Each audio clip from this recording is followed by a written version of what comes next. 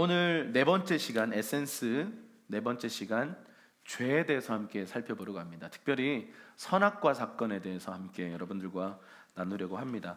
우리가 이 시즌에 계속해서 이 기독교의 본질, 기독교 안에서 교리적인 것들, 우리 신앙생활에 있어서 본질적인 어떤 요소들을 하나하나 다루고 있는데, 이 시간들을 통해서 단순히 그냥 한 시간 설교 듣고 끝내버리는 것이 아니라 여러분 안에 깊은 고민으로 가져갔으면 좋겠어요. 그래서 삶 속에서 이 부분을 묵상하고 정말 그러한가 고민해보고 함께 이 시간들을 만들어 나갔으면 좋겠습니다. 오늘은 죄에 대해서 하고, 또 이제 다음 주는 이제 그 부활절을 앞둔 주간이죠. 우리 기독교에서는 종려주일이라고 부르는 주간입니다. 그때는 좀 유월절 관련된 설교를 제가 하려고 하고요. 그 다음에는 구원에 대해서, 종말에 대해서, 돈에 대해서 이렇게 좀 계속해서 시리즈 설교를 해 나갈 것입니다. 창세기는요, 인류의 기원에 대한 책입니다. 그러니까 인류가 어떻게 시작됐는가, 그리고 하나님이 어떤 의도로 인류를 만드셨고 시작하셨는가, 인류의 역사를 주님께서 왜 시작하셨는가, 이런 것들이 사실은 담겨져 있는 이야기입니다. 그런데 재미있는 사실은 이 창세기를 하나의 스토리로 만들어 놓으셨어요. 이야기거리로 시작을 해요. 천지를 창조하시고 아담과 하와 이야기, 가인과 아벨 이야기, 노아 이야기, 이렇게 뭔가 이 테마가 있는 이야기로 창세기를 기록해 놓으셨다는 게 참 재밌습니다. 여러분 이야기 참 좋아하시죠? 드라마 같은 거 좋아하시죠? 영화 보는 거 좋아하시죠? 새로운 이야기를 이렇게 들려주는 것을 재밌게 듣는 거, 그게 사실 우리에게 있어서 굉장히 재밌는 겁니다. 그런데 여러분, 재밌는 드라마에 빠지지 않는 요소가 있습니다. 만약에 그 드라마가 50부작인데 너무 행복하게 시작해서 너무 기뻐하며 서로를 즐거워하며 서로 사랑하며 50부까지 갔다, 그 드라마는 아무도 안 봅니다. 여러분, 드라마에 그 아주 중요한 요소가 있어요. 막장. 악이 출연하고요, 뭐 저런 악인이 다 있나, 저런 나쁜 놈이 다 있나 하는 사람들이 꼭 보면, 재밌는 인기 많은 시청률 높은 드라마 보면 꼭 그런 악인이 등장합니다.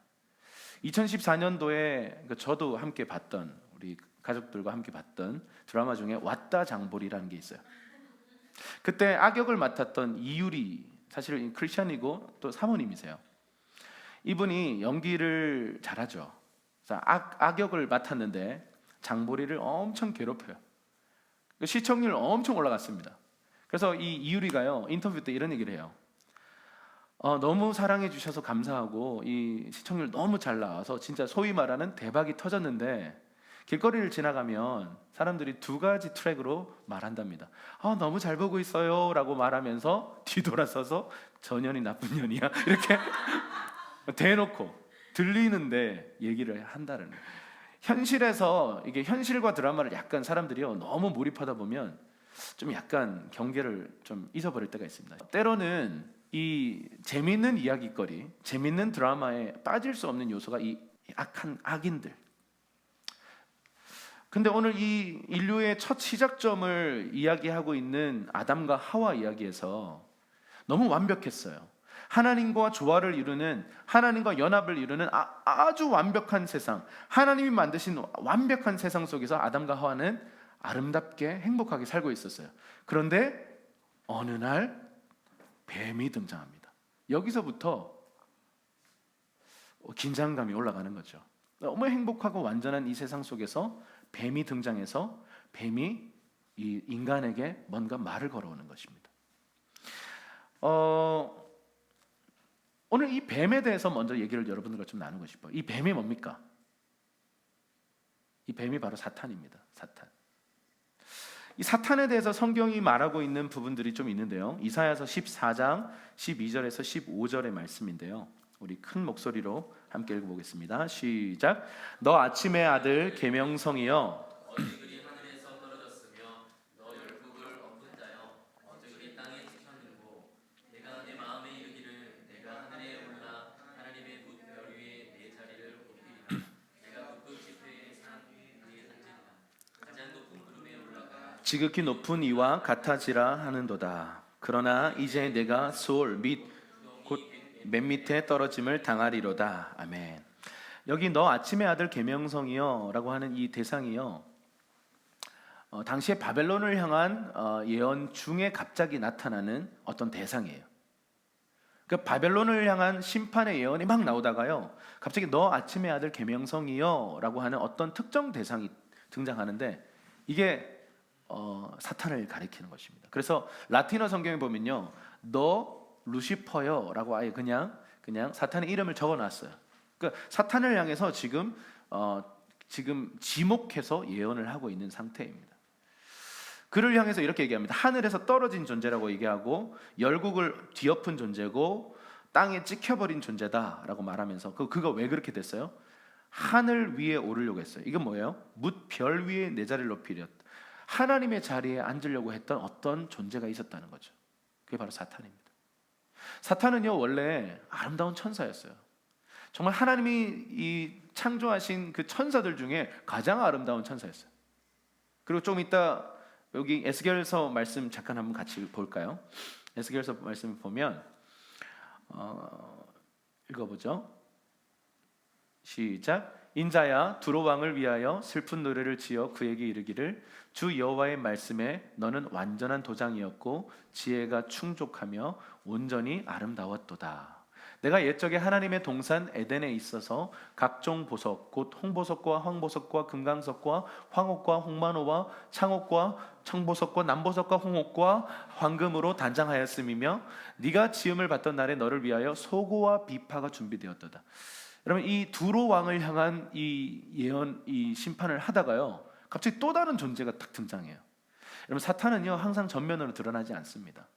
어떤 그 악한 체제, 악한 시스템, 악한 나라 배후에 숨어서요 그들을 조종함으로 사탄은 역사하는 것입니다. 그래서 여러분, 이 사탄을 향해서 뭐라고 얘기하냐면, 너는 온갖 보석과 황금으로 치장한 아름다운 존재라는 거죠. 그리고 네가 지음을 받던 날에 너를 위해 뭐가 준비됐다고요? 비파와 소고. 이게 뭐냐면 음악이죠. 여러분, 사탄은, 그래서 루시퍼는요 천사 장들 중에 하나였고 찬양하는 직분을 받은 존재였어요. 다시 말해서 찬양 인도자예요. 천국에서 이 찬양을 인도하면서 정말 아름다운 하나님의 영광 다음으로 가장 빛났던 천사였어요. 이 다른 천사들과 비교해 보니까 자기가 잘났거든요. 그래서 이제 하나님의 자리에 오르려고까지 하는 교만이 그 마음에 들어왔습니다. 그게 바로 사탄입니다. 그래서 어떤 일이 벌어져요? 하늘에서 이 교만에 빠진 이 루시퍼를 향해서 미카엘이 와가지고요, 미카엘도 천사장인데 어떤 천사장이냐면 천군을 관장하는, 다시 말하면 싸움짱입니다. 싸움하면 미카엘입니다. 미카엘과의 전투에서 루시퍼는 참패를 당하고 하늘에서 쫓겨나는 과정 속에요, 계시록에 보면 하늘의 별의 3분의 1을 땅에 찍었다 이렇게 표현을 하는데, 뭇 별 위에 자기를 높였다. 뭐냐면 북극 지폐, 다시 말하면 하나님의 통치가 아닌 하나님의 통치를 벗어난 어떤 하나의 모임을 조직해서 자기 편을 끌어들여서 함께 이탈했다라는 거예요. 그러면서 그 하늘의 전쟁에서 참패를 당하고 땅으로 찍힐 때 천사들의 숫자 중에 3분의 1의 세력을 땅에 함께 타락시킨 것, 그게 바로 귀신들이에요. 여러분, 그래서 많은 사람들이 마귀들과 싸울지라 하는데 이건 틀린 표현입니다. 잘못된 표현이에요. 성경적이지 않습니다. 마귀는 단수예요. 하나예요. 마귀는 하나만 있어요. 사탄이라고 하는 존재는요 모든 귀신들의 우두머리 한 명이에요. 한 명. 그런데 수많은 귀신의 졸개들이 그 사탄의 왕국이라고 소위 말하는 그 조직에 막 조직적으로 계급이 있어서, 사실은 귀신들도요 계급이 있어요. 여러분, 무당들 보면 센 귀신 모시고 있는 무당들이 뭔가 자기가 더 센 느낌이에요. 그래서 동자 스님, 동자 이렇게 조그만 귀신을 모시고 있는 무당들은 이렇게 막 큰 장군 모시고 있는데 앞에 가면요 막 무서워서 벌벌벌 떱니다. 실제로 그래요. 왜냐하면 이 영들 사이에도 계급이 분명합니다. 그래서 이 사탄이 타락해서 이 땅에 떨어질 때 아름다운 천사였지만 이제는 정말 사탄이라고 불리는, 마귀라고 불리는, 옛 뱀이라고 불리는 존재가 돼버렸습니다. 자, 고린도후서 11장 15절에 보면 이런 말씀이 있어요. 뒷부분만 읽어볼 텐데요. 14절이군요. 네. 고린도후서 11장 14절인가요? 네. 읽어볼게요. 시작. 이것은 이상한 일이 아니니라 사탄도 자기를 광명의 천사로 가장하느니. 그러니까 사탄은 원래 광명의 천사가 맞았어요. 그런데 타락했잖아요. 그런데 이 위장술이 대단해요. 신천지도 보면 신천지의 성품이 굉장히 사탄적이에요. 굉장히 잘 속이고요. 위장술에 능해요. 이번에 우리가 코로나 상황으로 이 신천지들의 어떤 그 상황들을 깊이 들여다볼 수 있었는데 위장술에 대가요. 저희도 이번에 문성병원에서 일어났던 그 일들, 사실 굉장히 억울한 일들이 많았는데 결국은 신천지가 끝까지 자기가 신천지 아니라고 해서 대구시 그 역학조사하는 사람들 다 속고, 결국 알고 보니까 계속 아니라고 해서 여러 가지 고민이 있었는데 나중에 밝혀지는 걸 보니 신천지 중에서도 간부급인 거예요. 그러니까 이게 위장술이 대단합니다. 사탄이 원래 그런 존재예요. 마치 아닌 것처럼, 마치 광명의 천사인 것처럼. 여러분, 우리가 사탄이 우리에게 올 때요, 뿔 달고 온다고 생각하시면 안 돼요. 삼지창 들고 으아 이렇게 오면요 다 도망가죠. 근데 광명의 천사의 모습으로 오니까 다들 그런가 하고 넘어가는 거죠. 그래서 신천지는 본색을 드러내면 정말 사악한 부분이 참 많고 폭력적이고 수단과 방법을 동원하지 않고 막 포교 활동을 하거든요, 사실은요. 그래서 그 성적인 포교도 있었던 거죠. 물론 일부겠죠. 이런 막 이성을 사귀어서 포교를 하는 그런 일들까지 등장했습니다. 자기가 구원받으려고. 그래서 이 광명의 천사의 모습으로 사탄은요 우리에게 다가온다라는 것입니다. 요한복음 8장 44절에는 이런 말씀도 있습니다. 한번 읽어볼게요. 시작. 너희는 너희 아비 마귀에서 났으니 너희 아비의 욕심대로 처음부터 살인한 자요 진리가 그 속에 없으므로 진리에 서지 못하고 거짓을 말할 때마다 제 것으로 말하나니 이는 그가 거짓말쟁이요 거짓의 아비가 되었음이라. 아멘. 마귀의 속성에 대해서 얘기하는데요. 마귀는 욕심이 가득한 존재입니다. 여러분 그 야고보서에 보면 욕심이 잉태하면 뭐를 낳아요? 죄를 낳아요. 죄가 이렇게 장성하면 뭐를 낳아요? 사망을 낳아요. 그러니까 작은 욕심을 기독교가 왜 이렇게 심하게 다루느냐 하면요, 결국 이 욕심은 죄를 향해 우리를 끌어가고 죄를 짓게 되면 사망을 향해 끌려가니까 그래요. 그래서 윤동주 시인이 이렇게 고백합니다. 잎새에 있는 바람에도 나는 마음이 괴로웠다. 작은 내 마음의 어떤 부담감, 이런 거죠. 누구를 향해서 그냥 친절하지 않게 의도적으로 나도 모르게 획 하고 이렇게 돌았었어요. 친절하지 않게 그러고 이렇게 지나갔어. 근데 성령님이 내 마음을 불편하게 하는 거예요. 가서 친절하게 해줘라. 왜요 제가? 근데 주님이 계속 이런 불편한 마음 줘서 이러면서 가가지고 친절을 베풀고 뭔가 관계가 회복되고, 이런 것들이요 작은 일이잖아요. 작은 일. 근데 그 작은 일에도 우리 마음이 괴로워질 수 있는 거, 그건 뭐냐면 작은 욕심에도 예민한 사람들.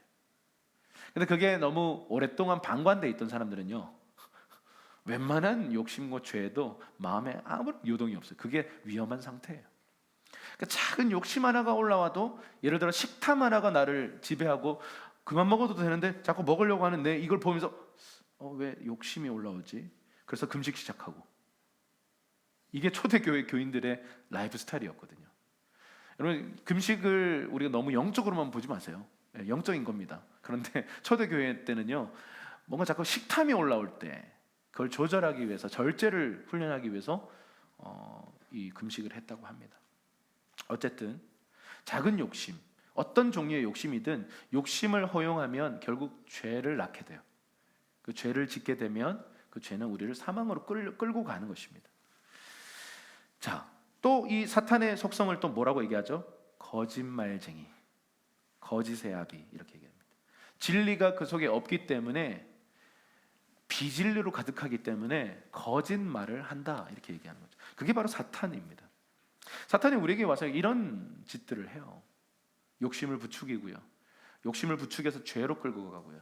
죄를 지으면 그때부터는 갈고리를 걸어서 사망이라고 하는, 파멸이라고 하는 그 지옥의 불구덩이로 우리를 끌고 가려고 어떻게든 애를 쓰는 겁니다. 근데 그 방식은 거짓말이에요. 거짓말. 이게 바로 뱀입니다. 이게 바로 사탄이에요.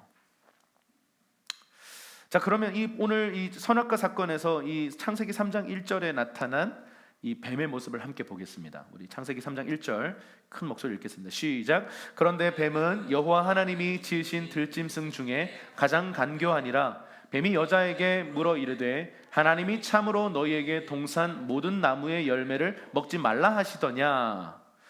여러분, 이 뱀에 대해서 지금 묘사를 하는데 어떻게 하죠?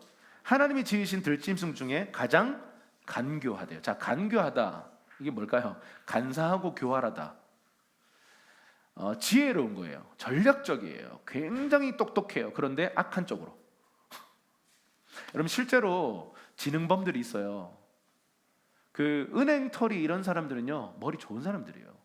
그 영화 같은 데 보면 모든 걸 조직적으로 또 한 사람이 탁 지휘하고 막 무선 통신 해가지고 해킹 안 당하게 막 요리조리 피해가지고 그 보안 다 뚫고 해킹 해가지고 막 뭔가를 훔쳐가는 이 사람들요, 천재들이에요. 근데 악한 쪽으로. 또 그런 사람들을 또 그런 경우도 있어요. CIA에 체포돼가지고 계약을 하죠. 너 우리를 위해 일하면 봐줄게, 이렇게 해가지고 상황을 뒤집어가지고 정보 요원으로 일하기도 하는 그런 원래 악한 해커였다가 정부를 위해 일하는 해커들도 많이 등장합니다. 어쨌든 뱀이요, 굉장히 간교한 동물이다라고 하면서 이 뱀이 뭔가 하와를 향해서 다가와서 한마디 해요. 그 한마디가 질문이었어요. 그 질문 한마디가 인류를 이렇게 만든 거예요. 여러분, 하나님은 말씀으로 천지를 창조하셨습니다. 그리고 하나님은 말씀으로 천지 만물을 지금도 경영하고 다스리고 계십니다. 믿으십니까? 그런데 사탄도 말로 세상을 파괴해요. 그리고 그의 왕국을 다스려요. 사탄의 뜻을 이 땅에 펼쳐놓아요. 무엇으로? 말로요. 지금 이 말 한마디 때문에 인류의 역사가 이렇게 꼬여버린 겁니다. 말이 굉장히 힘이 있어요. 말에 굉장한 권세가 있다고요. EBS에서 예전에 이런 실험을 했어요. 말의 중요성, 그러면서 말의 힘, 이러면서 일반 방송이잖아요. 이런 실험을 해요. 물을 향해서요, 물 한쪽 A라는 물컵에다가 사랑해, 축복해, 넌 아름다워, 이렇게 얘기했고요. 또 다른 물컵에다가는 죽어버려 이 나쁜 놈아, 막 저주와 욕설을 했어요. 근데 놀라운 사실은 이걸 결정체를 들여다보니까요, 축복하고 사랑했던 그 말을 들었던 물 결정체가 너무 아름다운 거예요.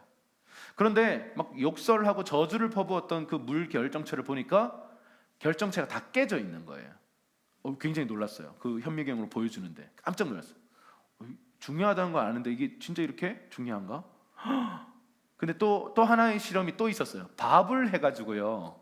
밥을 여러분 한 7일에서 10일 이상 놔두면 어떻게 됩니까? 곰팡이가 쓸잖아요. 근데 그 밥을 향해서 넌 예뻐, 넌 참 사랑스러워, 넌 정말 놀라운 쌀이구나, 이렇게 막 축복을 해요. 근데 한쪽 밥에다가는요, 죽어버려 이 밥 같은 놈, 이 밥만, 이러면서 막 밥을 향해서 저주하고 막 욕을 했더니 놀라운 사실, 곰팡이가요, 축복의 말을 들은 곳에는 아름답게 펴요.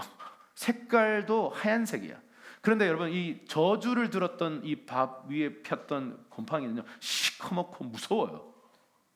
제가 이게 일반 방송에서 했던 실험인데, 과학 실험인데, 굉장히 영적인 것입니다. 여러분, 이 변화가 어떻게 있을 수 있죠? 말은요, 힘이에요. 말에는 권세가 있어요. 말은요, 선포예요. 여러분, 하나님도 말씀으로 천지를 창조하시고 지금도 경영하시고, 사탄도 그 말 한마디로 인류를 파멸시켰는데, 하나님의 형상을 닮은, 하나님의 형상대로 지음받은 저와 여러분들이 말 한마디를 잘못 내는 것, 저주의 말을 한마디 잘못 내는 것이 한 존재를 파멸시킬 수도 있고 완전히 살릴 수도 있어요. 여러분, 우리가 참 슬픈 얘기지만 여러분 자라면서 많은 말들을 들으셨을 거예요. 근데 그 중에 축복의 말도 분명히 있을 겁니다. 아마 교회를 다니고부터 그걸 들었을 가능성이 높아요. 대부분 뭐 친구 관계, 때로는 부모님이, 때로는 뭐 형 누나들이, 때로는 뭐 미디어에서 나를 향해 선포하는 말들이요, 굉장히 저주스러운 말들이 많아요.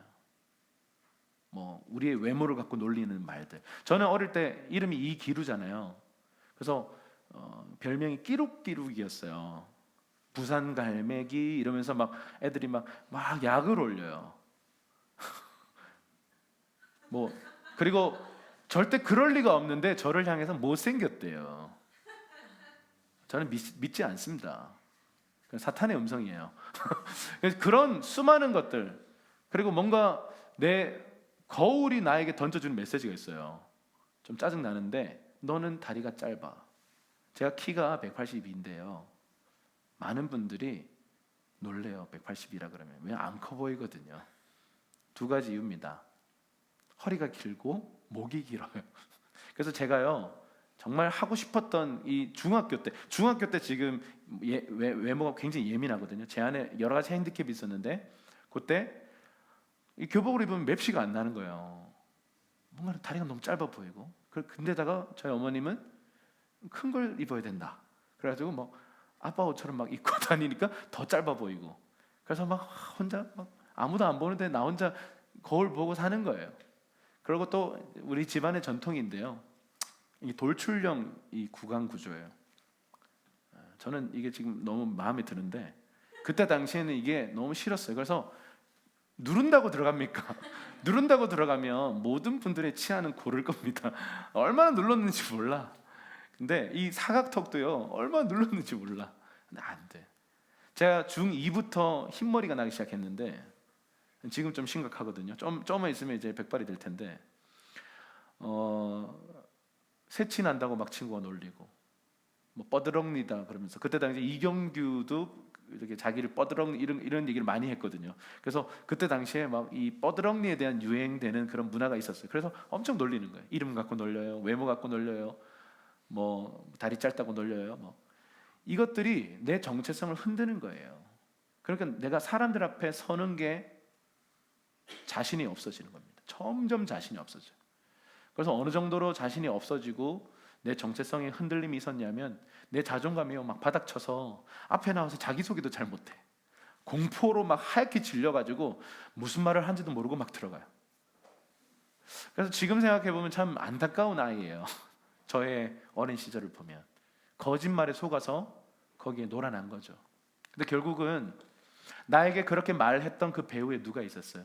사탄이 있었어요. 미디어를 통해, 누군가의 말을 통해, 친구의 놀림을 통해 그 배후에서 내 인생을 묶으려고 하는 사탄의 말들이 계속 들려왔고, 저는 그것을 향해 아멘했던 거죠. 그러니까 제가 그 말에 묶이는 삶을 살았던 거예요. 하나님의 말씀은 나를 향해서 완전 다른 말씀을 하시는 거예요. 넌 정말 아름답다. 넌 정말 걸작품이다. 처음에 그 얘기 들었을 때 좋은 말이긴 한데 나와 해당 사항이 없습니다, 이렇게 반응했어요. 그런데 하나님 말씀에 예스 하는 이 과정, 그분의 말씀에 내가 순종하기로 결정하는 그 과정을 통해서 저는요 자유를 경험했어요. 그리고 저는 사람들 앞에 설 수 있는 사람이 됐고, 지금은 대중들 앞에, 뭐 회중들 앞에 서도 자유롭게 노래하고 이렇게 말할 수 있는 사람이 되어가고 있습니다. 사실은 아직도 좀 부족한 부분이 많죠. 여러분, 여러분의 삶에 한번 생각해 보세요. 그동안 여러분의 인생을 결정짓는 말들이 참 많았을 거예요. 그런데 그것이 하나님의 음성도 분명히 있을 거예요. 그런데 배후에서 사탄이 여러분에게 말해왔던 말들이 참 많아요. 그것을 향해서 노 하십시오. 거절하십시오. 한번 우리 온라인에 함께 하시는 분들도 사탄을 향해서, 영어지만 No 한번 합시다. 믿음으로. 시작. No. 그리고 하나님을 향해서 Yes 하는 겁니다. 시작. Yes. 굉장히 뻘쭘하네요. 네, 넘어가겠습니다. 그래서 말이 힘이 있습니다. 그래서 당신의 언어 생활이 거듭날 필요가 있어요. 암 걸려 죽겠다 이런 얘기 하면 때릴 겁니다. 뭐 망했다, 죽겠다. 여러분, 우리 언어가 고쳐질 수 있도록 훈련하셔야 돼요. 거울 보고 넌 아름답다. 약간 또라이 같지만 여러분 연습하셔야 돼요. 그리고 옆에 있는 사람에게 막 닭살이 막 이까지 올라오지만 당신 참 아름답습니다. 한번 할까요? 당신 참 아름답습니다.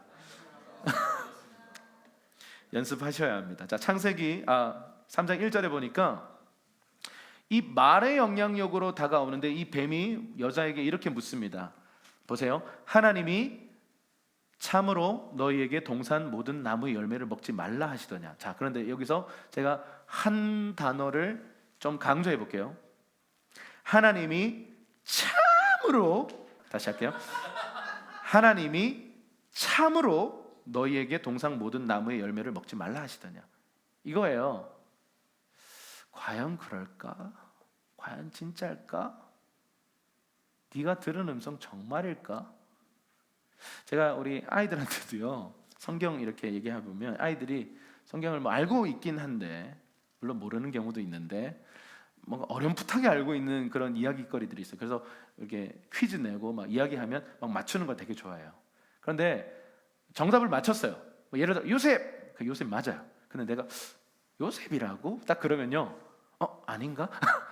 아브라함! 이러면서 이상한 소리를 막 해요. 요셉과 아브라함은 너무 다른데 그 엉뚱한 답이 막 나와요. 그 뭐냐면 확신이 없어서 그래요. 지금 사단이 우리에게 항상 노리는 건 뭐냐면 확신이 없는 사람들이에요. 뭔가 마음 안에 분명한 결단, 굳게 서 있는 믿음, 확신을 가진 상태가 아닌 그런 사람들에게 사단은요 싹 접근해요. 아담은 하나님과의 올바른 관계 안에서 계시적인 이 지식과 명령을 받았고, 아담의 마음판에는요 선악과를 먹지 말라는 하나님의 의도와 이 모든 것이 분명하게 알고 있었어요. 그런데 하와는 이후에 창조되었잖아요. 전에 들었단 말이죠. 전에 듣는 것과 하나님으로부터 계시적으로 직접 듣는 것은 다른 거예요. 그러다 보니까요 마음 안에 알고 있긴 해도 지식적으로 갖고 있었던 거예요. 그러니까 이 뱀이 와가지고 꿰기 시작하는, 미혹하기 시작하는 거예요. 과연 그럴까? 그러니까 마음 안에 의구심이 드는 거예요. 그런가? 의심이 들기 시작하는 거예요. 여러분, 사탄이 처음부터 하나님의 말씀은 틀렸어 이렇게 말하면 반감이 딱 들죠. 여러분, 신천지가 사실 이런 식으로 들어와요. 처음에는요 성경 공부를 해요. 일반적인 성경 공부를 하다가 조금씩 과연 그럴까? 당신이 배운 교리가 과연 맞을까? 이러면서 조금씩 바뀌었어요. 나중에 이만희가 예수다, 뭐 이런 이상한 교리로 가버리는 것이죠. 사탄도 처음부터 그렇게 하지 않아요. 낚시질을 해요. 밑밥을 뿌려요. 이 미끼를 가지고 물 때까지 기다려요. 근데 지금 하와가 무는 장면이 나와요. 자, 창세기 3장 2절에서 5절입니다. 시작. 여자가 뱀에게 말하되 동산나무의 열매를 우리가 먹을 수 있으나 동산 중앙에 있는 나무의 열매는 하나님의 말씀에 너희는 먹지도 말고 만지지도 말라 너희가 죽을까 하노라 하셨느니라. 뱀이 여자에게 이르되 너희가 결코 죽지 아니하리라. 너희가 그것을 먹는 날에는 너희 눈이 밝아져 하나님과 같이 되어 선악을 알 줄 하나님이 아심이라. 지금 이렇게 얘기합니다. 뱀한테 이 하와가 이렇게 대답하죠. 3절에 보면 동산 중앙에 있는 나무의 열매는 하나님의 말씀에 너희는 먹지도 말고 만지지도 말라 너희가 죽을까 하노라. 여러분, 요 말에는요 하나님이 말씀하신 정확한 팩트, 하나님의 말씀에 뭔가 첨언이 돼 있고 뭔가가 빠져 있어요. 뭐가 들어갔어요?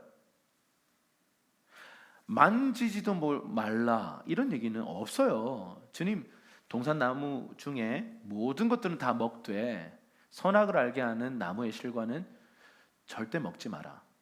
먹으면 정령 반드시 죽게 된다. 이렇게 말씀하셨거든요. 그런데 지금 어떻게 대답하고 있냐면 이게 확신이 없는 사람들의 특징이에요. 의구심이 딱 들면 그 팩트가 약간씩 변경이 되는데 어떻게 해요? 먹지도 말고 만지지도 말라. 만지지도 말라는 표현은 없어요. 뭔가가 더해진 거죠. 그리고 뭐가 빠져요? 정령 죽으리라 대신 죽을지도 모른다라고 하는 전혀 다른 뉘앙스로 바뀌어버려요. 정령 죽으리라와 죽을지도 모른다는 달라요. 근데 지금 약간 비틀었어요. 지금 이게 뭐냐면 그 낚시 바늘을 문 겁니다. 그때 사탄이 땡기죠. 뭐라고 해요? 아니다. 절대로 죽지 않을 것이다라고 하나님의 말씀에 정반대되는 말을 지금 내뱉은 거예요. 그런데 여러분, 놀라운 사실은 이 얘기를 딱 듣고부터 선악과가 너무 포커스돼요. 여러분, 하나님이 우리에게, 이 아담에게 허락하신 건 뭐냐면 동산에 있는 모든 것 다 네 마음대로 먹어. 그런데 딱 하나, 선악과만 너 손대면 안 돼. 여러분, 선악과가 특별해서가 아닙니다. 선악과를 먹지 말라고 한 것은요, 단순히 선악과는 내 거야, 너 안 줘, 이거 아닙니다. 선악과가 특별하기 때문에 너 그 특별한 과일은 손대면 안 돼가 아니에요. 다 되는데 선악과 요거는 너 건들면 안 돼. 여러분, 이 명령인데 하나님 주신 이 99의 모든 은혜에 대해서 감사하고 누리던 그 이들이요, 사탄의 말이 탁 들어오니까 갑자기 왜 안 돼? 선악과만 보이는 거예요. 지나가다가 선악과만 보이는 거예요. 내 눈엔 선악과밖에 안 보여. 그런데 여러분, 선악과를 계속 보다 보니까 어떻게 돼요? 선악과가 너무 먹고 싶어. 지금 이 이야기가요, 사실은 우리 안에 있는 이야기죠. 사탄이 정령 죽지 않고 너 이거 먹게 되면 눈이 밝아져서 하나님처럼 되는 거야. 이 말은 뭐냐면 하나님이 지금 너랑 지금 경쟁하는 거야. 너 이거 먹으면 신 되는 거야. 하나님의 자리로 올라가는 거야. 여러분, 이게 사탄의 성품이잖아요. 사탄은 이랬다가 망했잖아요. 근데 인류는, 이 아담과 하와는 이 선악과를 먹음으로 그들이 하나님처럼 될 것이다라고 하는 이 말, 죽는 게 아니라 하나님처럼 되는 것이다라고 하는 이 말에 홀려버려요. 그리고는 이것이 정말 망하는 길이라는 걸 모른 채 이거를 따먹게 되죠. 근데 왜 이들이 이걸 바보같이 따먹었나? 여러분, 많은 사람들이 이렇게 얘기해요. 왜 이 아담과 하와 할아버지 할머니들이 이 선악과를 먹어가지고 우리 이렇게 고생시키냐? 만약에 여러분이 그 동산에 있었어도요, 우리 똑같이 따먹어요. 이건 굉장히 치명적인 유혹이에요. 이 유혹에 대해서 지금 뭐라고 얘기하냐면 창세기 3장 6절에서 8절 보시면요, 먼저 6절 한번 읽어볼게요. 시작. 여자가 그 나무를 본즉 먹음직도 하고 보암직도 하고 지혜롭게 할 만큼 탐스럽기도 한 나무인지라 여자가 그 열매를 따먹고 자기와 함께 있는 남편에게도 주매 그도 먹은지라. 여기까지 잠깐만요. 이 나무를 보니까요, 이 사탄의 말을 듣고 보니까 정말 그렇구나가 돼버린 거예요.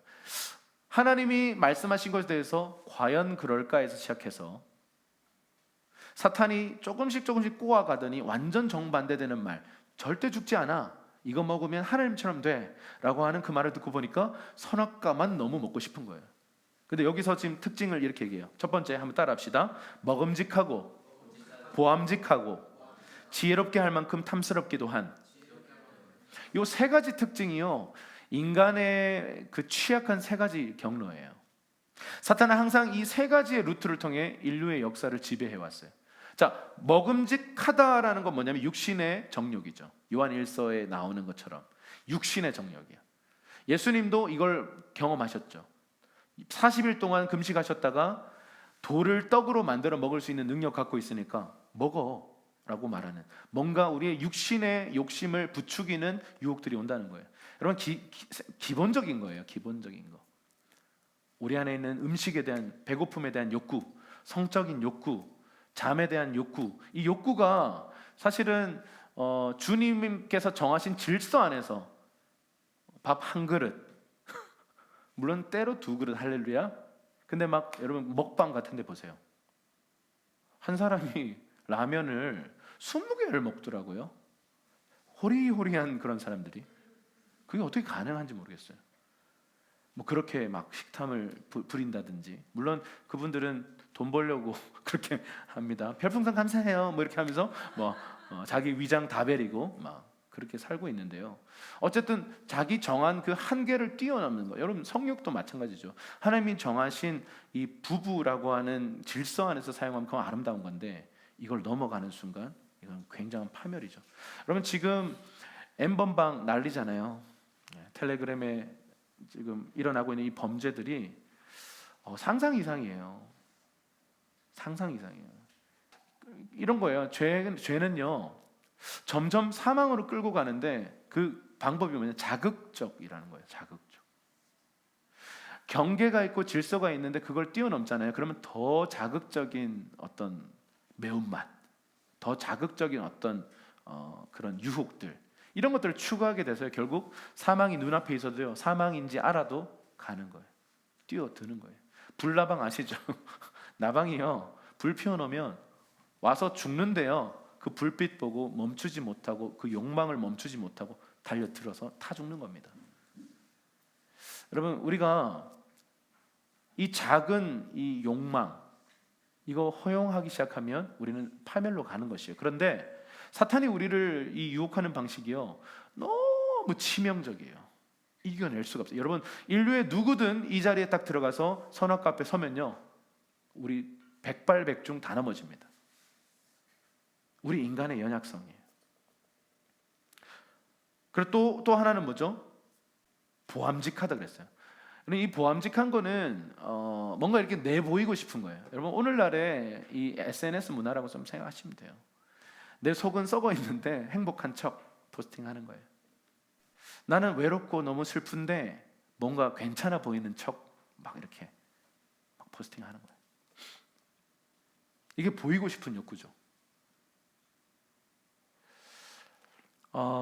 이 스마트폰이 우리 손에 들려지고부터 우리 인생에 참 많은 변혁이 있습니다.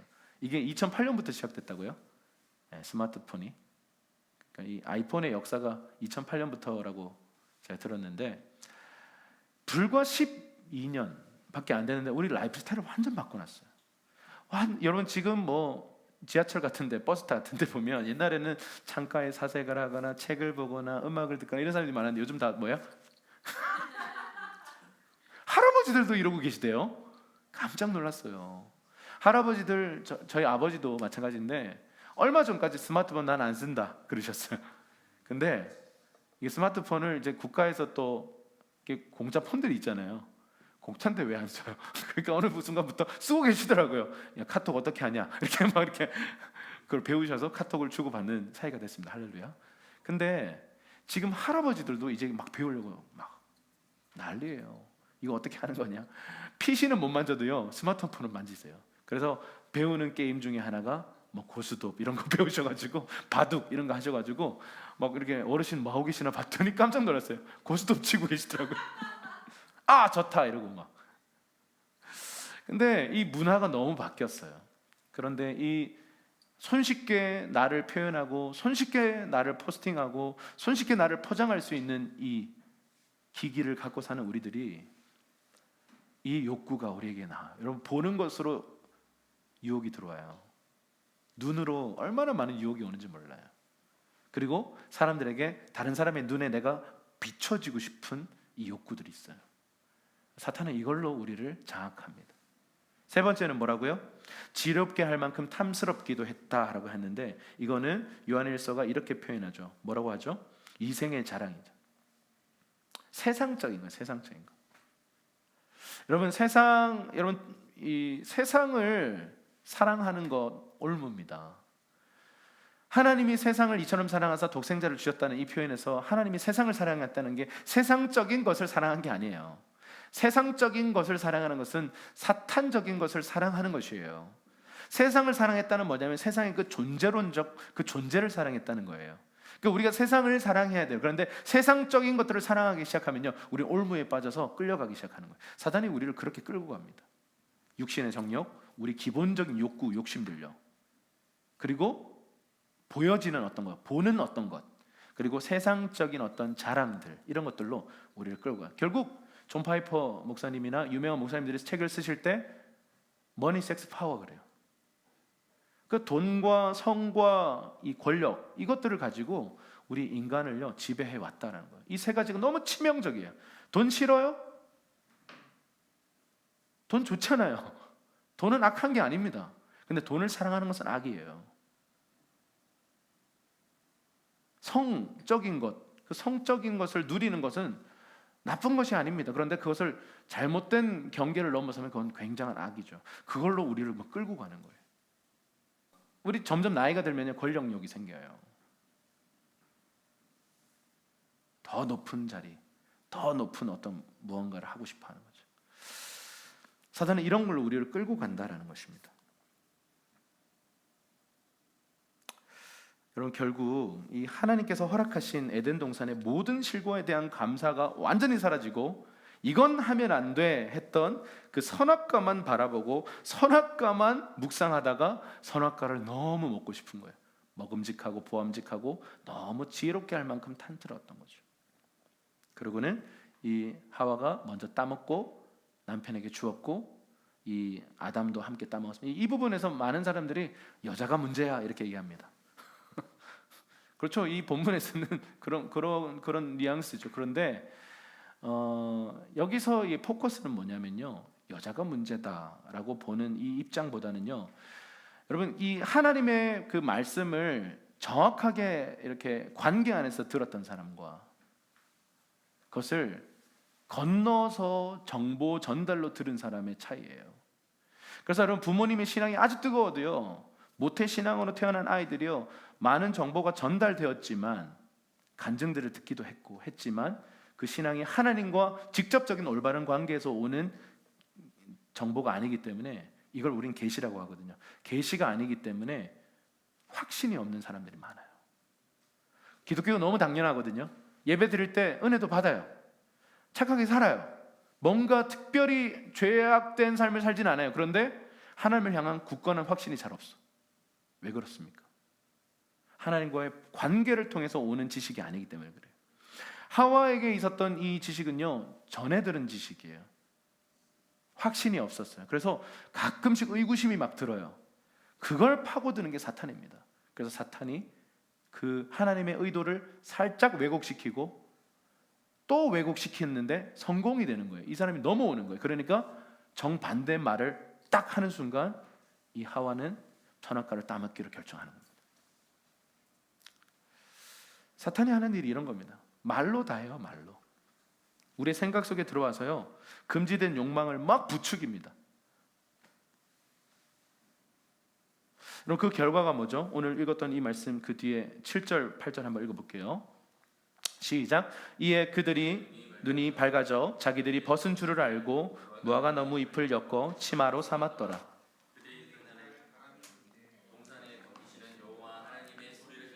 아담과 그의 아내가 여호와 하나님의 낯을 피하여 동산 나무 사이에 숨은지라. 아멘. 죄를 지은, 선악과를 따먹는 이 죄를 지은 이 아담과 하와의 반응을 보세요. 눈이 진짜 밝아졌어요. 그래서 하나님처럼 될 줄 알았는데 하나님처럼 되는 게 아니라 갑자기 수치를 느껴요. 진짜 자유함 속에서 이렇게 알몸으로 살았거든요. 그런데 갑자기 수치를 느끼면서 무화과 나무 잎으로 중요 부위를 막 가려요. 그 최초의 그 빤스의 등장입니다. 그러니까 막 가리는 거예요. 그리고 하나님을 피해서 숨는 거예요. 여러분, 이 죄를 짓고 나면요, 우리 안에 일어나는 두 가지의 특징이 자기를 가릴 뿐만 아니고 하나님을 향해서도 돌아서고 숨는 거죠.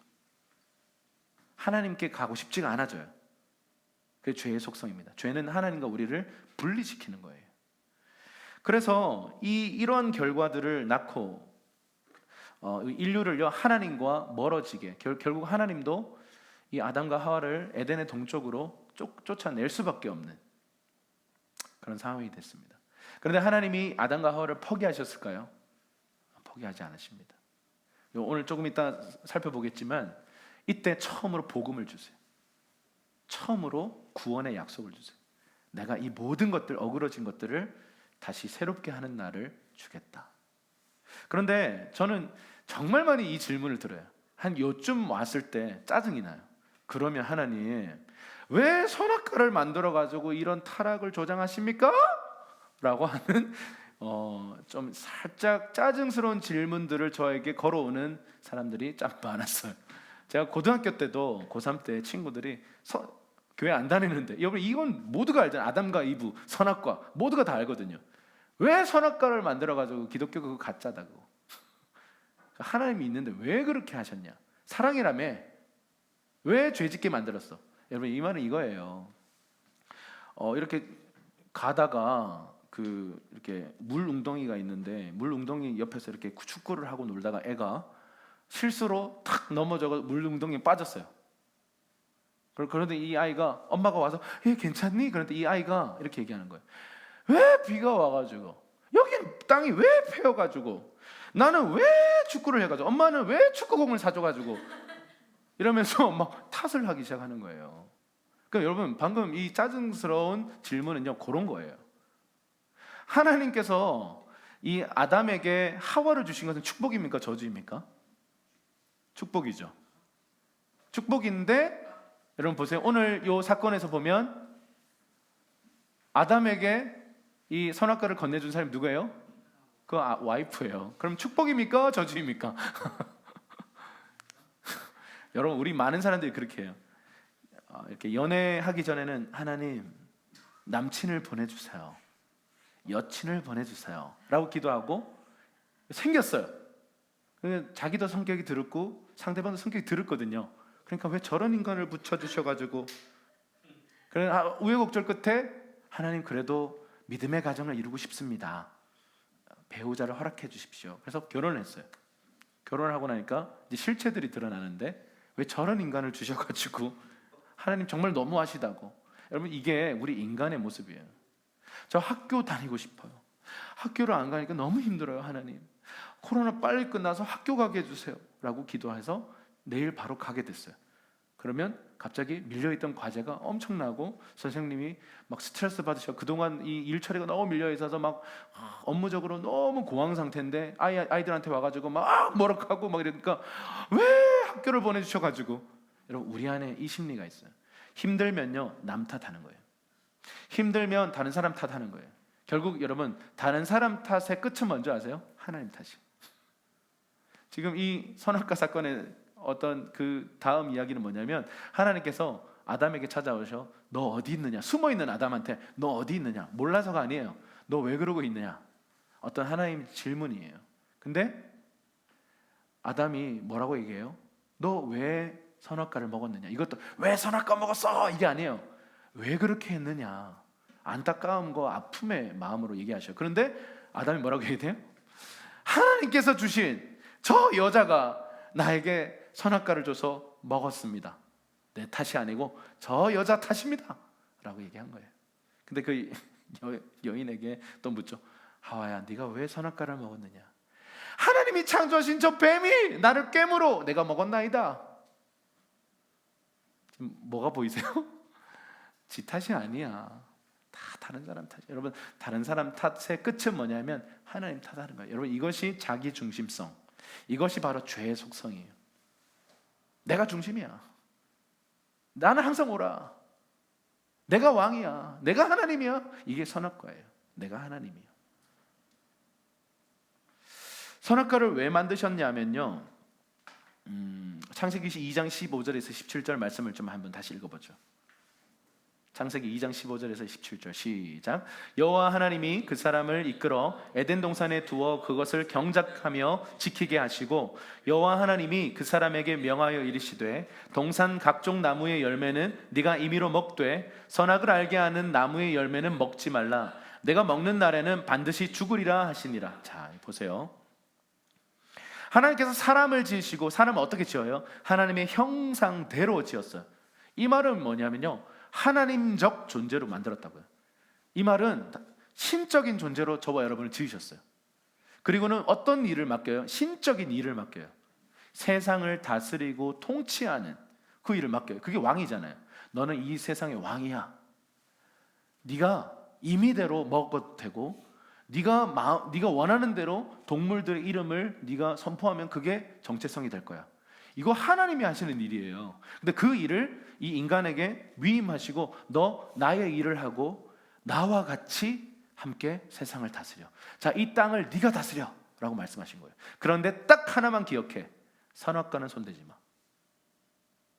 무슨 의미일까요? 왜 선악과는 손대지 말고 네 마음대로 다 해도 되죠? 이게 하나님과 인간의 경계선이에요. 야, 나 너에게 모든 거 다 줬어. 너 내 아들이야. 내 모든 권위도 너에게 위임해. 그리고 내가 이 세상을 통치하는 통치자인데 이제 너가 이 세상을 다스려. 그래서 딱 하나만 기억해. 나는 하나님이고 넌 인간이야. 이 경계 넘어오면 죽게 돼. 그러니까 딱 하나. 너 하나님이 되려고는 하지 마. 그런데 그걸 넘은 거예요. 제가 준비한 그림이 있는데 이거를 좀 이렇게 좀 이해하면 쉬울 것 같아요. 이 선악을 알게 하는 나무라고 하는 이 표현이 히브리인들에게는요 판단력이라는 의미입니다. 판단력. 그러니까 이 경계선의 이름이 뭐냐면 판단력이라는 거예요. 진정한 판단력은 하나님이 우리에게 주실 수 있는 거다라는 거예요. 그러니까 이 판단력의 경계선 위에 하나님이 계시고 그 밑에 인간이 있는 거예요. 이 선을 우리가 넘어가면 안 돼, 이 말이에요.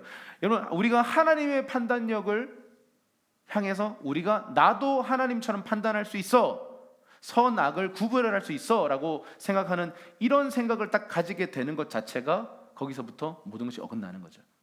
근데 지금 아담과 하와는 이걸 먹은 거예요. 이 경계선을 넘어간 거예요. 그래서 원래 이게 하나님이 만드신 질서예요. 이 판단력이라고 하는 이 경계선이 이렇게 있는데 하나님이 판단력 위에 계세요. 그래서 하나님이 이 진정한 판단력을 보여주실 수 있는 분인데 사람은 그 판단력 아래에서 아름답게 이렇게 살고 있었어요. 이게 정말 하나님이 만드신 아름다운 세상이에요. 하나님의 주권과 권위를 순종함으로 그 자유와 행복을 누렸어요. 그런데 사람이 갑자기 선을 넘었어요. 선악과를 먹어버렸어요. 하나님처럼 내가 판단의 기준이 되고 내가 선과 악을 구별하는 기준이 내가 됐어요. 이게 하나님처럼 되는 거예요. 그러니까 모든 것이 질서가 어그러지고 무너지고 깨트려지기 시작했던 거죠. 그래서 인류의 역사가 이 고통의 역사가 됐습니다. 근데 예수님이 이 땅에 오셨다는 건 뭐냐면 예수님이 이 첫 번째 사람 아담의 이 모든 실패를 극복하기 위해서 둘째 아담으로 이 땅에 오셔서 여러분 인간 예수로 오셔서요. 신이신 그분이 인간의 몸을 입고 오셔서 사람이 있어야 할 원래 질서가 무엇인지를 보여주세요. 하나님을 통한 판단, 그분께 기도해서 묻고 듣고 판단하는 것. 내 생각과 내 감정과 내 어떤 판단력을 신뢰하지 않고 하나님 아버지 그분의 말씀을 통해서만 판단하기로 결정하는 것. 이게 원래 하나님이 만드신 질서, 다시 말하면 에덴이었거든요. 이게 하나님의 나라였거든요. 그래서 이 예수께서 친히 겸손하게 이 땅에 오셔서 하나님 권위 아래 나의 판단을 신뢰하지 않고 하나님의 판단을 통해 판단하기로 결정하는 것, 하나님의 말씀을 통해 판단하기로 결정하는 그 삶으로 들어가니까 어떤 일이 벌어져요? 모든 어그러졌던 것들이 회복이 돼요. 우리가 예수 믿는다는 건 이런 거예요. 예수님과 함께 이제 원래 위치로 돌아와서요, 선악과를 먹기 전에 그 위치로 돌아가서 하나님의 권위 아래 하나님을 통한 판단, 하나님 말씀을 통해서 모든 것을 판단하기로 결정하는 삶으로 들어가는 것, 그게 하나님의 나라예요. 이것이 에덴의 회복입니다. 아멘이십니까? 여러분, 그래서 이 선악과를 왜 만들었는가? 하나님 왜 만들어가지고가 아니에요. 하나님과 우리의 경계선이에요. 여러분, 우리 인간을 이렇게 표현할 수 있습니다. 하나님과 똑같은 존재예요. 왜냐하면 아들이잖아요. 근데 그러나 하나님과 다른 존재예요. 하나님은 하나님이시고 우리는 피조물이에요. 그래서 시편 115편에 보면 조금 충격적일 수 있는데 이런 말씀이 있어요. 한번 읽어볼게요. 시편 115편 16절입니다. 시작. 하늘은 여호와의 하늘이라도 땅은 사람에게 주셨도다. 하나님의 의도를 아시겠어요? 하나님의 영광, 하나님의 기쁨은 뭐냐면 내 아들과 함께 이 세상을 다스리는 거예요. 근데 내 아들과 함께예요. 내 아들을 통해, 저와 여러분을 통해 이 세상을 다스리기를 원하시는데 우리가 절대 넘지 말아야 될 선이 있어요. 선악과예요. 내 판단력의 모든 기준점은 오직 한 분이신 하나님. 내 판단을 신뢰하지 않는 거예요. 내 감정을 신뢰하지 않는 거예요. 내 생각을 신뢰하지 않는 거예요. 내 경험을 신뢰하지 않고 하나님의 말씀, 하나님을 통해서 모든 것을 판단하기로 결정하는 판단이에요. 그래서 여러분, 언론이 말하고 있는 언론의 메시지를 듣고 세상을 판단하시면 안 돼요. 여러분, 언론처럼 정말 조작이 가능한 것이 없습니다. 여러분, 언론 플레이라는 게 있죠. 사탄이 지금 하는 게 언론 플레이예요. 원래 팩트가 이거잖아요. 그런데 조금씩 꼬아요. 조금씩 꼬아서요. 나중에 팩트와 반대되는 기사를 내도 괜찮아진다고요. 그게 언론 플레이예요. 여러분, 우리는 수많은 대중들이 언론이라는 것을 통해서 세상이 어떻게 돌아가는지를 정보를 얻어요. 그래서 그 진보, 보수 매체들이 있어요. 그래서 각자의 스탠스를 가지고 관점을 갖고 바라보고 해석해서 기사를 냅니다. 근데 만약에요, 보수든 진보든 간에 자신들의 어떤 악한 목적을 위해서 언론을 활용하는 것, 여기에 많은 사람들이 그런지도 모르고 속아 넘어가는 것. 여러분, 우리가 세상의 신문이나 사설이나 어떤 기사를 보고 세상을 판단하는 게 아니라요, 하나님이라고 하는 판단력을 통해서 세상을 바라봐야 합니다. 그렇다고 신문 보지 말라는 얘기가 아니에요. 한 손에 복음 들고 한 손에 신문을 들고 가야죠. 세상 어떻게 돌아가는지 알고는 있어요. 그런데 이것에 대한 판단은 하나님을 통해서 하기로 결정하는 것, 기도를 통해서 하기로 결정하는 것, 이게 크리스천들이 가져야 될 자세입니다. 그런데 많은 사람들이, 여러분, 팩트 확인도 잘 안 한 이상한 그냥 정보들 보고 혼자 그냥 판단해버리는 거예요. 그럼 막 욕해요. 이게 지금 우리 세대입니다. 크리스천이든 아니든 상관없이 말이죠.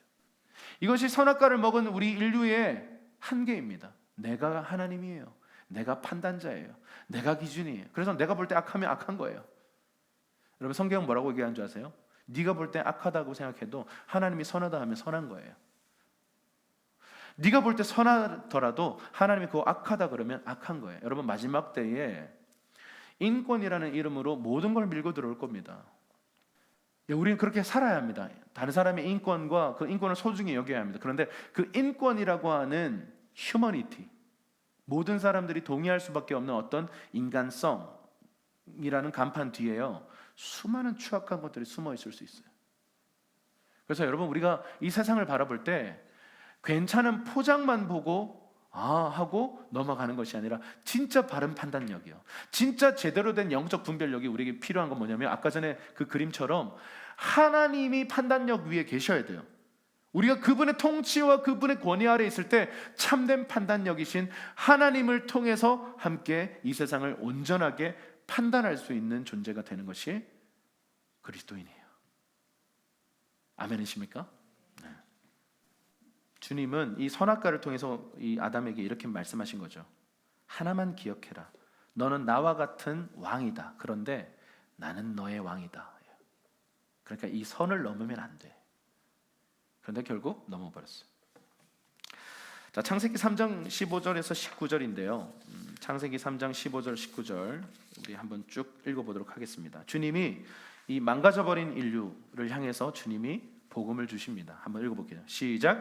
내가 너로 여자와 원수가 되게 하고 내 후손도 여자의 후손과 원수가 되게 하리니 여자의 후손은 내 머리를 상하게 할 것이요 너는 그의 발꿈치를 상하게 할 것이니라 하시고, 또 여자에게 이르시되 내가 내게 임신하는 고통을 크게 더하리니 내가 수고하고 자식을 낳을 것이며 너는 남편을 원하고 남편은 너를 다스릴 것이니라 하시고, 남에게 이르되 땅은 너로 말미암아 저주를 받고 너는 내 평생에 수고하여야 그 소산을 먹으리라. 땅이 내게 가시덤불과 엉겅퀴를 낼 것이라. 내가 먹을 것은 밭의 채소인즉 내가 흙으로 돌아갈 때까지 얼굴에 땀을 흘려야 먹을 것을 먹으리니 내가 그것에서 취함을 입었음이라. 너는 흙이니 흙으로 돌아갈 것이니라 하시니라. 자, 그 뒤에 보면 되게 저주가 많잖아요. 고통이 많이 나와요. 여러분, 이 사건 때문에 우리 자매님들이 해산의 고통을 겪게 됐습니다. 주여. 그리고 이것 때문에 이 남자들이 생계를 책임져야 하는 그 노동을 해야 하게 됐습니다. 물론 요즘은 자매님들도 노동을 하죠. 일을 하죠. 그러니까 그럼 어떻게 된 거냐 이렇게 말할 수 있는데, 그럼 여자가 더 불리하다, 일도 하고 해산도 한다. 할렐루야. 네, 너무 그렇게 따지지 마시고요. 말씀이 이렇게 말하고 있다는 거죠. 자, 근데 이 아담 때문에 땅도 저주를 받아요. 그래서 땅이 그때부터 만만치 않은 땅이 돼버려요. 고생을 해야만 수확할 수 있어요. 가시덤불과 엉겅퀴가 있어서요, 그거 다 제거해야 되고 힘들게 뭔가를 얻어서 먹을 수 있게 됐다라는 거죠. 그리고 가장 중요한 것은 그때부터 사망이라는 것이 들어왔어요. 그래서 죽게 되었어요. 인류가요. 죽음이라는 것이 없었는데 죽음이라는 것이 찾아왔습니다. 로마서 5장 17절에 보면 한 사람의 범죄로 말미암아 사망이 그 한 사람을 통해 왕노릇하였은즉 더욱 은혜와 의의 선물을 넘치게 받은 자들은 한 분 예수 그리스도를 통해 생명 안에서 왕노릇하리로다. 한 사람 아담이 범죄했는데 전 인류에게 원죄라는 것이 생겨버렸어요. 그래서 모두가 다 이 죄의 저주 안에 놓였습니다. 그런데 둘째 아담이신 그 한 사람 예수님의 순종을 통해서 무슨 일이 벌어져요? 모든 인류에게 구원이 미치게 됐어요. 우리 아까 읽었던 창세기 3장 15절 다시 한번 보면요, 주님이 이런 복음이죠. 여자의 후손, 다시 말하면 여자의 후손은 한 존재, 한 사람이에요. 단수예요. 예수 그리스도이시죠. 예수님이 오셔서 뱀의 머리를 박살낼 것이다. 근데 뱀은 뭐 한다고요? 예수님의 발꿈치를 상하게 한다. 자, 머리를 상하게 하는 건, 뱀의 머리를 상하게 하는 건 뭐냐면 완전히 그냥 박살나는 거예요. 그냥 죽는 겁니다. 뱀은요, 머리만 공략하면 돼요. 그런데 사람은 발꿈치 다친다고 해서, 발꿈치가 예를 들어서 부셔졌다고 해서 죽습니까? 그렇진 않아요. 예수님이 십자가 사건을 얘기하는 겁니다. 예수님의 십자가를 통해서 예수님을 죽인 것처럼 보였지만, 박살낸 것처럼 보였지만 사실은 알고 보니 사탄의 머리가 깨지는 역사가 일어났죠. 그리고 무덤에서 부활하시면서 사망 권세라고 하는 사탄이 잡고 있었던 그 유일한 권세, 이제 사망을 인류에게 주어서 사망을 가지고 컨트롤하고 두려움, 사망이라고 하는 두려움을 통해 사람들을 묶었었는데 이제는 사망 권세가 해체돼 버렸어요. 예수님이 하신 일이 그겁니다. 내가 때가 되면 전 인류를 다시 원래 위치로, 하나님 만드신 원래 세상으로 돌리기 위한 메시아를 보낼 텐데 그가 사탄을 박살낼 것이다 라고 하는 이 원시복음, 최초의 복음이 창세기 3장 15절에 등장합니다. 다시 그 그림 한번 보여주세요. 네. 하나님만이 참된 판단력이시고 선악을 알게 하는 지식을 가지고 있는 분인데 우리가 월권을 한 거예요. 하나님 자리로 올라간 겁니다. 누군가를 심판하는 자리, 심판자는 하나님밖에 없는데 내가 누군가를 자꾸 판단하고 심판하고 뭔가 재단하고 그런 자리로 올라간 거예요. 그러니까 이 세상이 망가지기 시작했습니다. 그런데 예수님이 오시겠다고 약속했고 오셔서 뭐 했다고요? 사탄의 정수리를 깼다는데 어떻게 깼어요? 완전한 인간으로 오셔서 전 인류를 대신하고 대표해서 인간 예수로서 하나님의 판단력을 통해서만 판단하기로 결정하고 말하고 행동했던 그의 순종을 통해서, 그게 바로 뭐예요? 십자가를 통해서 이 사탄의 권세를 다 깨트려서 결국 사람이 예수를 믿게 되면 다시 예수님의 그 자리, 겸손의 자리를 함께 내려와서 하나님의 판단력을 따라가는 것, 내 뜻을 따르는 것이 아니라 아버지의 뜻으로, 내가 옳다고 여기는 이것이 아니라 하나님의 말씀에 기록된 말씀에 내가 순종해서 판단하기를 결정하는, 다시 에덴을 회복하는, 하나님 중심적인 삶을 사는, 하나님의 통치 아래서 살아가는 그런 제대로 된 인간의 삶이 회복되도록 우리를 이끌어가고 계시는 중입니다. 이게 선악과 사건이에요.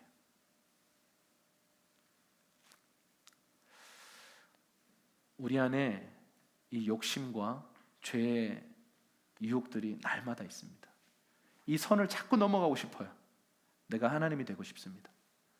그게 원죄를 가지고 있는 저와 여러분은 어쩔 수 없는 한계입니다. 그런데 예수 믿는다는 건 뭐냐면 그거 내려놓는 거예요. 내 생각. 지금 이 세상이 돌아가고 있는, 이제 조금 있으면 총선이죠. 총선도 얼마 안 남았어요. 지금 보수와 진보의 이게 어마어마한 골이 너무 깊어요. 너무 멀리 갔어요. 이 나라가 통일을 이루어야 될 사명을 가진 나라인데 통일과는 전혀 반대되는 엄청난 분열, 국론이 분열하는 이런 상황 속에 있습니다. 여러분, 우리가 어떻게 판단해야 될까요? 바른 판단은 무엇일까요? 하나님은 이 세대를 어떻게 생각하십니까? 라고 묻는,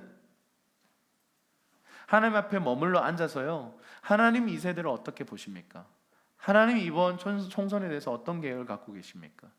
하나님, 제가 이 문제에 대해서 어떻게 생각해야 합니까? 라고 주님께 묻지 않는, 그리고 세상의 뉴스거리와 기사거리를 보고 판단하고 그들이 판단해 놓은 걸 그대로 받아들여서 생각하면요, 그럼 큰 올무에 빠질 수 있습니다. 하나님만이 우리의 판단력이십니다. 하나님만이 우리의 기준이십니다. 그래서 지금 우리가 세상을 바라볼 때, 내 삶을 살아갈 때 우리가 이 위치를 회복할 필요가 있습니다. 이것이 바로 하나님의 나라인 것입니다. 이 시간 함께 좀 같이 기도하는 시간 갖기를 원합니다.